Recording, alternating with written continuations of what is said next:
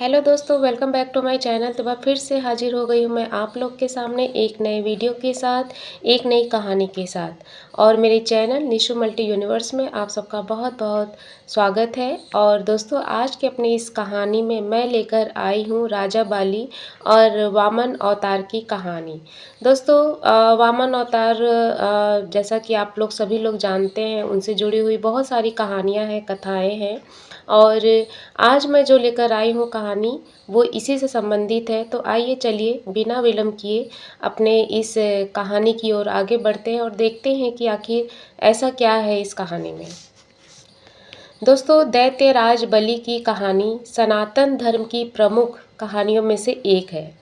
भक्त प्रहलाद के पोते और राजा विरोचन के पुत्र थे महाराज बलि। राजा विरोचन की पत्नी सुरोचना ने महाराजा बलि को जन्म दिया था। विरोचन के बाद महाराज बलि ही दैत्यों के अधिपति बने और उन्हें दैत्यराज बलि भी कहते हैं। एक बार की बात है दोस्तों कि तब समुद्र मंथन के बाद देवगण बहुत शक्तिशाली हो गए थे। तब देवासुर संग्राम हुआ और उस संग्राम में देवताओं के द्वारा महाराज बलि और उनकी दैत्यों और असुरों वाली सेना का भी नाश हो गया। दोस्तों, उस युद्ध में इंद्र के व्रज द्वारा बलि की मृत्यु निश्चित हो गई थी। तब शुक्राचार्य, जो कि दैत्य गुरु थे, उन्होंने अपने संजीवनी विद्या के द्वारा महाराज बलि के प्राण बचाए थे। अपने होश और प्राण शक्ति संभालने के बाद दैत्यराज बलि ने गुरु शुक्राचार्य से पूछा, आचार्य, मैं अपना राज्य, अपनी सेना और शक्ति वापस कैसे पा सकता हूँ? तब इसके उत्तर में आचार्य ने कहा, हे पुत्र, तुम महाभिषेक विश्वजीत यज्ञ करो। इससे तुम्हें तुम्हारा हारा हुआ राज्य, सेना, शक्ति सभी पुनः प्राप्त हो जाएंगे। आचार्य की बात सुनकर बलि यज्ञ करने को तैयार हो गए।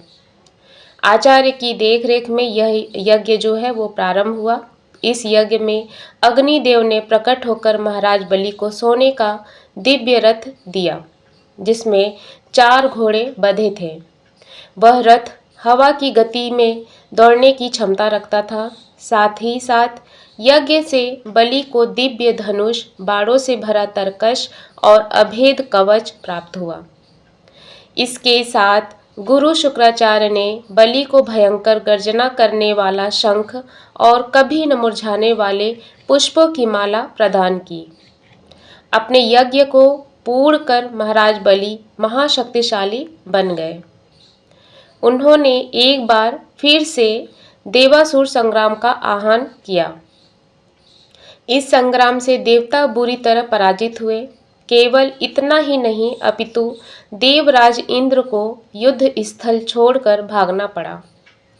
दैत्यराज बलि यह संग्राम जीतकर स्वर्ग के राजा बन गए।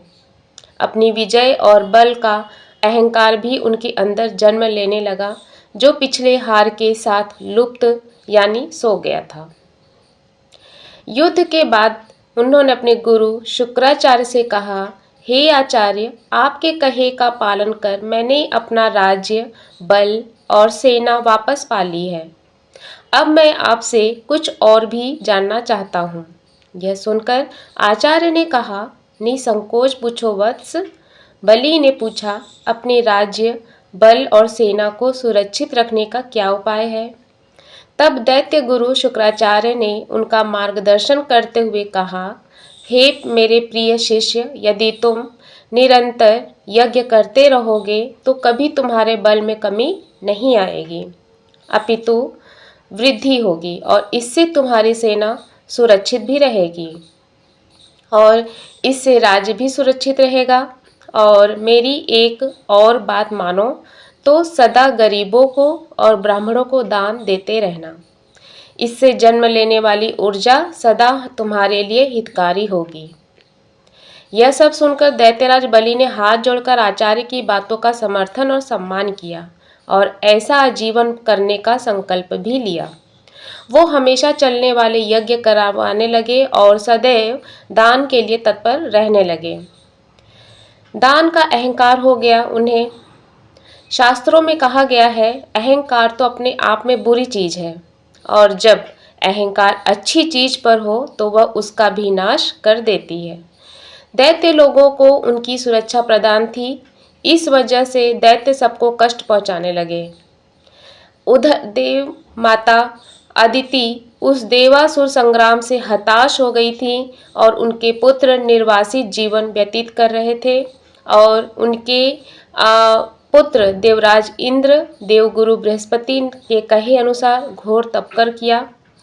यह सब देखकर माता अदिति विचलित हो रही थी। फिर अपने पति महर्षि कश्यप के कहे के अनुसार वे भगवान विष्णु की आराधना करने लगी। उनकी आराधना से प्रसन्न होकर भगवान विष्णु ने उन्हें दर्शन दिए।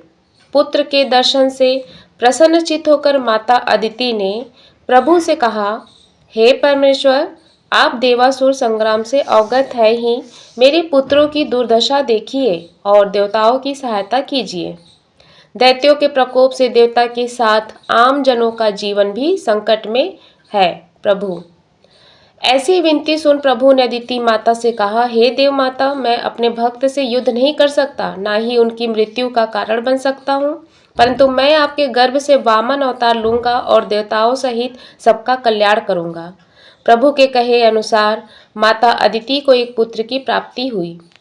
उनके पति महर्षि कश्यप ने ऋषियों के मंत्रोच्चारण द्वारा अपने पुत्र वामन का यज्ञोपवीत संस्कार भी किया। यज्ञोपवीत संस्कार के बाद भगवान वामन महाराज बलि की निरंतर चल रहे यज्ञ वाले यज्ञशाला की ओर चल पड़े। वहां उपस्थित लोगों ने एक छोटा सा ब्राह्मण बालक देखा जिसके मुख पर अतुलनीय आभा थी। वह बालक का रूप बहुत ही मनमोहक था। उनके तेज से हर कोई प्रभावित हो रहा था। महाराज बलि और उनके यज्ञ में सम्मिलित गण उनके स्वागत में खड़े हो गए। महाराज बलि ने ब्राह्मण रूपी वामन भगवान को शाही आसन पर बैठाकर उनके पैर धोए, फिर चरण स्पर्श कर प्रणाम भी किया। और दैत्यराज बलि ने ब्राह्मण बालक रूपी भगवान वामन से कहा, भगवान, आपके आने से मैं धन्य हुआ।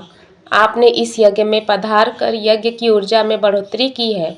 मैं आपको दान देने की इच्छा रखता हूँ, आप आदेश दे प्रभु। भगवान वामन देव ने कहा, आप दानवीर हैं राजन, आपकी बहुत प्रशंसा सुनी है। आप अन्न, धन, वस्त्र, सुविधा और इत्यादि दान करने के लिए जाने जाते हैं, परंतु मुझे ये सब नहीं चाहिए। मुझे केवल उतनी भूमि चाहिए जितनी भूमि मेरे 3 पग यानी कदम पे नप जाए। वहां उपस्थित लोग ब्राह्मण बालक की मांग को सुन हंसने लगे। महाराज बलि भी अहंकार में आकर हंस पड़े और कहा, केवल 3 पग भूमि। फिर हाथ जोड़कर वामन देव से और भी कुछ मांगने का आग्रह किया, परंतु वामन देव 3 पग भूमि पर अड़े रहे। फिर जैसे ही अहंकार में अंधे महाराज बलि ने दान देने के लिए हामी भरी और आगे बढ़े, तभी उनके गुरु शुक्राचार्य ने उनसे कहा, हे बलि, ये बालक ब्राह्मण कोई और नहीं, स्वयं श्री हरि विष्णु है। सोच समझकर संकल्प लेना। उनकी बात सुनकर दैत्यराज बलि ने बालक ब्राह्मण को देखा और प्रभु की अनुमति करते हुए बोले कि हे गुरुवर, मैं दानवीर हूँ, मैं दान से पीछे नहीं हट सकता। वैसे भी संपूर्ण यज्ञ तो प्रभु की प्रसन्नता के लिए ही होती है, वैसे और हर आहुति प्रभु को प्रसन्न करने के लिए की जाती है। यदि आप प्रभु स्वयं यहाँ दान लेने आए हैं तो इससे सौभाग्यपूर्ण और क्या होगा। भगवान वामन सब सुन रहे थे। वामन देव से दैत्यराज बलि ने कहा, ब्राह्मण को दान देने के लिए आश्वस्त कर, मैं अपनी बातों से विमुख नहीं हो सकता। आखिर मैं दानवीर हूँ, ऐसा तो आपने भी कहा है भगवान, इसीलिए आप अपने पग बढ़ाए। मैं आपको आपकी नापी हुई 3 पग भूमि दान करने के लिए संकल्प लेता हूँ। संकल्प के साथ ही ब्राह्मण बालक रूपी वामन अवतार श्री हरि विष्णु ने विराट रूप धारण कर लिया। लोग भयभीत होकर इधर उधर भागने लगे। यज्ञ में सम्मिलित जन हो या यज्ञ दृष्टा हो या फिर पशु, सभी भागने लगे। प्रभु ने एक पग जैसे ही धरती और दूसरे पग में आकाश को नाप दिया और फिर तीसरे पग के लिए अपने पैर उठाए और बलि की ओर देखा। तभी बलि ने हाथ जोड़कर अपने घुटनों पर बैठकर कहा, हे प्रभु, तीसरे पग में आप मुझे नाप ले और मुझ पर भी स्वामित्व स्थापित कर ले। यह रहा मेरा मस्तक आपकी सेवा में, आप मेरे मस्तक पर पग धरे। महाराज बलि का घमंड तो चूर चूर हो ही गया था और प्रभु के सामने वो शरणागत हो चुके थे। परंतु श्री हरि तो भक्त वत्सल्य है, अपने भक्त की भक्ति में बंध जाते हैं। बलि की भक्ति से प्रसन्न होकर श्री हरि ने उन्हें अपने वास्तविक रूप में दर्शन दिया और कहा, आज से तुम पाताल लोक के स्वामी हो। यह 7वें मनवंतर की बात है और 8वें यानी सावाणिम मनवंतर में महाराज बलि को अपनी भक्ति के उपहार इंद्र का पद मिला। यानी उस मनवंतर के लिए देवताओं के राजा इंद्र बलि ही हुए। तो दोस्तों, यह थी कहानी जिसमें कि आपने जाना कि महाराज बलि और उनका वामन अवतार। तो बस दोस्तों, आज के लिए इतना ही, और मुझे पूरी उम्मीद है कि मेरे इस कहानी से आप लोगों ने बहुत कुछ जाना होगा। तो मिलते हैं अपनी एक नई कहानी के साथ, तब तक के लिए बाय बाय, सी यू।